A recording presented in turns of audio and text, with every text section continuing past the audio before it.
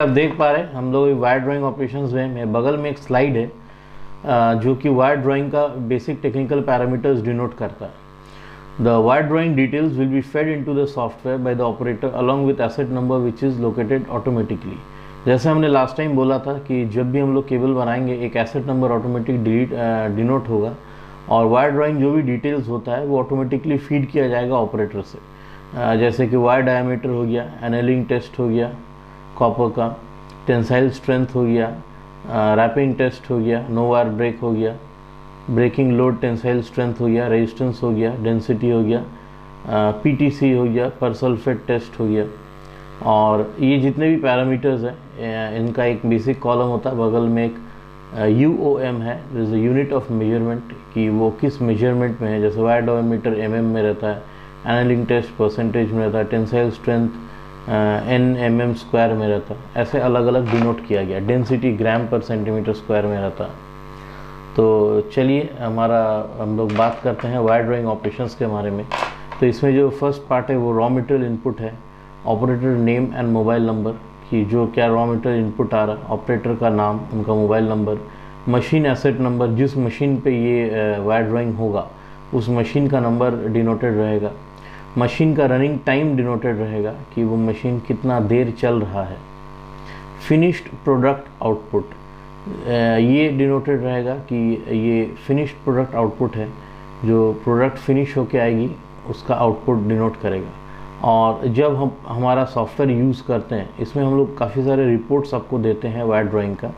तो हम लोग जो रिपोर्ट्स आपको देंगे वो है basically raw material wastage report, machine running time report, final finished product in tonnage report, operator efficiency ratio, machine efficiency ratio and spares required for a particular machine. So ये हमारी रिपोर्ट्स में आपको raw material wastage मालूम चल जाएगा कि आपका raw material wastage कितना हो रहा for a particular manufacturing process. आपका मशीन रनिंग टाइम आपको मालूम चलेगा कि मशीन आपका कितना देर चला है। Final finished product in tonnage, कितना टन माल का प्रोडक्शन हुआ वो आपको मालूम चल जाएगा। ऑपरेटर एफिशिएंसी रेशियो, ये आपको मालूम चल जाएगा कि ऑपरेटर काम कर रहा है वो कितना एफिशिएंट है, लाइक 1 घंटा में वो कितना टन रोलिंग करके देता है। इससे आप मालूम कर सकते हैं कि कौन ऑपरेटर्स आपके एफिशिएंट है और कौन ऑपरेटर्स आपके एफिशिएंट नहीं है। मशीन एफिशिएंसी रेशियो, इससे मालूम चलेगा कि एक मशीन में 1 घंटा में कितना टन रोलिंग हो रहा है। तो जो मशीन ज़्यादा रोलिंग करके देगा वो ज़्यादा एफिशिएंट होगा, जो मशीन कम रोलिंग करके देगा वो कम एफिशिएंट होगा। और spares required for a particular machine, एक पर्टिकुलर मशीन के चलने में क्या जो स्पेयर्स ज़रूरत होगा उसका डिनोट करेगा। लाइक एक मशीन चल रहा है उसमें जो भी स्पेयर्स खर्च हो रहे हैं उसका डिनोटेशन वो डिनोट करेगा। तो हम लोग का जो रिपोर्ट फॉर्मेट है वो आप मेरे बगल में एक स्लाइड है, आप वो स्लाइड पे देख पा रहे हैं। आप ज़रा इस पे देखिए, इस पे है वर्क ऑर्डर नंबर, ये वो वर्क ऑर्डर जो हमें कस्टमर्स देता है। रूम टेम्परेचर, जिस रूम में रोलिंग हो रहा है उसका temperature.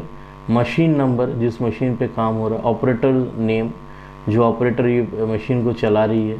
Temperature correction factor, shift, input coil number, wire diameter, annealing test, tensile strength Nmm square में, wrapping test, no wire break, resistance 20 degree centigrade में, पर सल्फेट टेस्ट PTC जो कि ग्राम पर मीटर स्क्वायर है। फिर सरफेस फिनिश है, वो कैसा है, ब्राइटनेस है, उसमें कोई प्रॉब्लम्स तो नहीं है, बाबरी वगैरह तो नहीं है, और स्मूथनेस है कि नहीं, और output bobbin number as well as any additional information. कोई एडिशनल इन्फॉर्मेशन अगर आप इसमें डिनोट करना चाहते हैं तो आप इसको इस स्लाइड में शो कर सकते हैं। तो ये है बेसिक एक रिपोर्ट फॉर्मेट जो कि हम लोग कस्टमर्स को दे रहे हैं, और इसको आप खुद भी देख सकते हैं, आपके पास भी इसका एक रिकॉर्ड रहेगा। तो चलिए अब हमारा नेक्स्ट स्लाइड जो आप देख पा रहे हैं मेरे बगल में, हम उस पर डिस्कस करते हैं।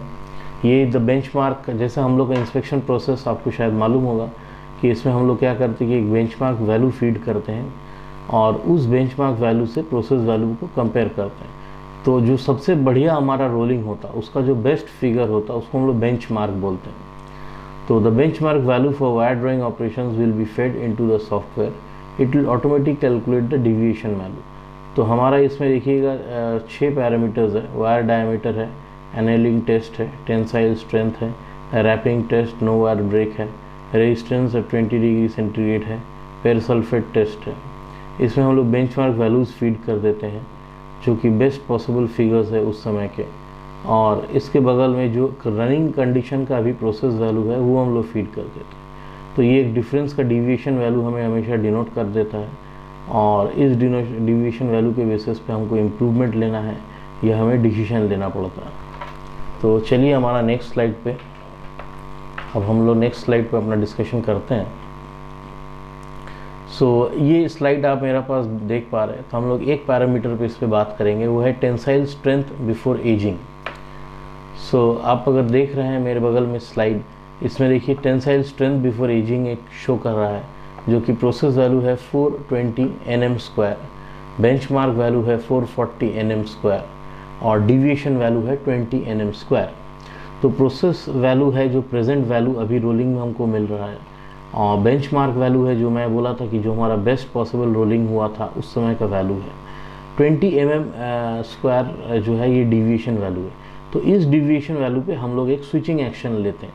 स्विचिंग एक्शन एक हमारा सॉफ्टवेयर जनरेट करेगा, और इस बेसिस पे हम लोग डिसाइड करते हैं कि हमें ये रेलिंग कंटिन्यू रखना है, कि इसको रिजेक्ट करना है, कि आगे क्या हम लोग को प्रोसेस या डिसीजन लेना है इस प्रोसेस बेस्ड। करेक्टिव एक्शन हमें लेना होगा और एक लॉगिन रिपोर्ट जनरेट करना होगा। ये करेक्टिव एक्शन हो सकता है कि द मटेरियल में बी एक्सेप्टेड, द मटेरियल में बी रिजेक्टेड, और द मटेरियल में बी केप्ट ऑन होल्ड। ये तीनों में से कोई एक एक्शन हम लोग ज़रूर लेंगे। तो चलिए अब हम लोग चलते हैं अपना नेक्स्ट स्लाइड पे। नेक्स्ट स्लाइड आप मेरा देखें मेरे बगल में, इसमें ये flag will also generate a page where it will be written what will be could be the possible reason and solution to that problem. A log report will be generated which will stay in the system as diagnostics history to a particular set of problems. This is basically an alarm management system with diagnostic feature. तो मेरे बगल में जो software हम लोग use कर रहे हैं, इसके बगल में एक पेज जनरेट होगा कि ये जो हमारा अभी रोलिंग हुआ था, रोलिंग का जो भी प्रोसेस कंडीशंस डिविएशंस आया था, ये क्यों आया था, ये 20 Nm² का जो फिगर है ये क्यों आया, और इसका रीज़न क्या है, और इसका रिकवरी एक्शन क्या है कि नेक्स्ट टाइम ऐसा ना हो या इम्प्रूव हो और डिविएशन कम से कम हो, इसके लिए हमें क्या करना चाहिए। तो इसका एक लॉगिन रीज़न हम लोग लिख लेंगे, और इसके बाद ये हमारे रिकॉर्ड्स में हमेशा रहेगा। और ये रिकॉर्ड्स पे रहने से फ़ायदा ये होता है कि अगला बार अगर ऐसा कभी रोलिंग होता है तो ओल्ड बैकअप इंफॉर्मेशन के बेसिस से हम लोग करेक्टिव एक्शन ले सकते हैं। तो चलिए अब हम चलें अपना नेक्स्ट स्लाइड पे। नेक्स्ट स्लाइड आप मेरे बगल में शायद देख पा रहे हैं, ये लॉग रिपोर्ट डिटेल्स है। लॉग रिपोर्ट डिटेल्स में जैसे मैंने आपको बोला था कि आप ज़्यादा से ज़्यादा पेजेस ऐड कर सकते हैं, आप अपना टेस्टिंग पैरामीटर्स का पैमाना बढ़ा सकते हैं, और वेरियस काइंड ऑफ जो भी रॉ मटेरियल्स इसके साथ उसको आप इंक्लूड कर सकते हैं। Plus there will be a graph chart to see the quality parameter. एक ग्राफ चार्ट रहेगा जिससे कि आप रोलिंग का क्वालिटी पैरामीटर देख सकते हैं कि रोलिंग कैस कंडीशन में हुआ, क्या रॉ मटेरियल हुआ था वगैरह। एक SOP रहता है इसमें, स्टैंडर्ड ऑपरेटिंग प्रोसीड्यूर, ये काम करने के लिए, और इसमें डिनोटेड रहता है कि ये प्रॉब्लम कौन पहले सॉल्व किया था, कौन कॉन्ट्रैक्टर इन्वॉल्व था, कौन कौन कॉन्ट्रैक्टर मैन पावर इन्वॉल्व था इस प्रॉब्लम को सॉल्व करने में। तो हम लोग ये सब डिनोट करते हैं और इसका एक रिकॉर्ड बना के हमारे यहाँ रख देते हैं। तो चलिए अब नेक्स्ट स्लाइड पे हम लोग बात करते हैं। नेक्स्ट स्लाइड आप मेरे बगल में देख सकते हैं, ये लॉग रिपोर्ट डिटेल्स है। इसमें क्या होता है कि total raw material log report will be as follows. The total raw material entered in various categories. जो टोटल रॉ मटेरियल अब तक हम लोग मैन्युफैक्चरिंग में यूज़ करते हैं, जैसे कॉपर हो गया, एल्युमिनियम हो गया, HDPE हो गया, XLPE हो गया, ये वेरियस कैटेगरीज़ में बेसिकली हमारे सॉफ्टवेयर में फीडेड रहेगा, और एक ईमेल या फिर SMS अलर्ट चल जाएगा अगर रॉ मटेरियल मिसमैच होता। जो कंसर्न्ड लोग हैं उनके पास जाएगा, अगर वो एक्शन लेते हैं तो ठीक, नहीं तो इसमें एस्केलेशन मैट्रिक्स भी है, इनके ऊपर जो सीनियर पर्सन्स हो गए उनके पास भी ये रिपोर्ट पहुंच जा सकता है। सेकेंड पार्ट पे देखिए, raw material usage for a particular cable and it will also show which lot of raw material has been used for manufacture of particular cable. ये बेसिकली रॉ मटेरियल यूसेज आपको show करता है कि एक particular cable को बनाने में कौन सा रॉ मटेरियल लगा है, उस रॉ मटेरियल का कॉस्ट क्या है, उस रॉ मटेरियल का कैरिंग कॉस्ट क्या है, रॉ मटेरियल का वॉल्यूम क्या है, ये टोटल डिनोटेड रहेगा। और से फोर्थ पार्ट जो है, the quality test report of various raw materials used for manufacture of cables, it would have the QTR, quality test reports of all kind of materials. एक quality test report देखिए basically बनेगा हर एक raw material के लिए जो भी manufacturing में यूज़ हो रहा है केबल्स का, इसमें जो भी रॉ मटेरियल यूज़ होगा इसका QTR बनेगा, क्वालिटी टेस्ट रिपोर्ट। और ये क्वालिटी टेस्ट रिपोर्ट के बेसिस पे हम लोग डिसीजन लेंगे कि ये रॉ मटेरियल सप्लायर्स हमें कंटिन्यू करना है या ये रॉ मटेरियल सप्लायर्स हमें नहीं कंटिन्यू करना है। तो चलिए अब हम लोग चलें अपना नेक्स्ट स्लाइड पे। नेक्स्ट स्लाइड पे हम लोग फिर डिस्कशन करते हैं। आप मेरे बगल में देख रहे हैं, in case of deviation from benchmark value the following decisions will be taken by the quality inspector and the decision will be conveyed to the executing agency।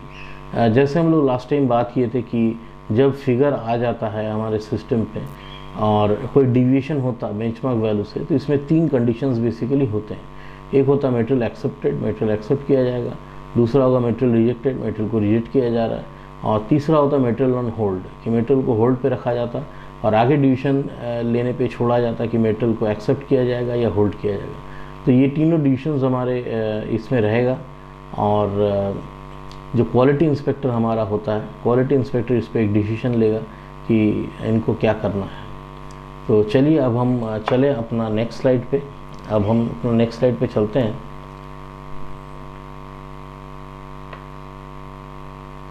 Next slide आप अगर देख रहे हैं तो इसमें होगा कि जो मशीन जिस पे रोलिंग हो रहा था वो काफ़ी क्रिटिकल होता। तो इस रोलिंग मशीन का हम लोग मेंटेनेंस भी कवर करते हैं हमारे सॉफ्टवेयर में। वो मशीन में क्या क्या स्पेयर्स लग रहा है, जैसे मोटर्स लग रहा है, कोई लुब्रिकेंट ग्रीस लग रहा है, ऑयल लग रहा है, इसका टोटल एक रिकॉर्ड रखते हैं हम लोग। किस लोग ने उसको, कॉन्ट्रैक्टर ने उसको ठीक किया था, उस समय कौन ऑफिसर इन्वॉल्व था, क्या क्या स्पेयर्स लगा था, चेक करने के लिए कौन सा IR टेस्ट हुआ था, उस IR टेस्ट मशीन का नाम, और जो इलेक्ट्रीशियन टेस्ट किया था उसका टेस्ट सर्टिफिकेट, उसका पैरामीटर सर्टिफिकेट नंबर, और जो टेस्ट इक्विपमेंट यूज़ हुआ था ये टेस्टिंग करने में, जैसे मेगर हुआ, IR टेस्टर, वो टेस्ट इक्विपमेंट का सर्टिफिकेट वो भी हम डिनोट करते हैं।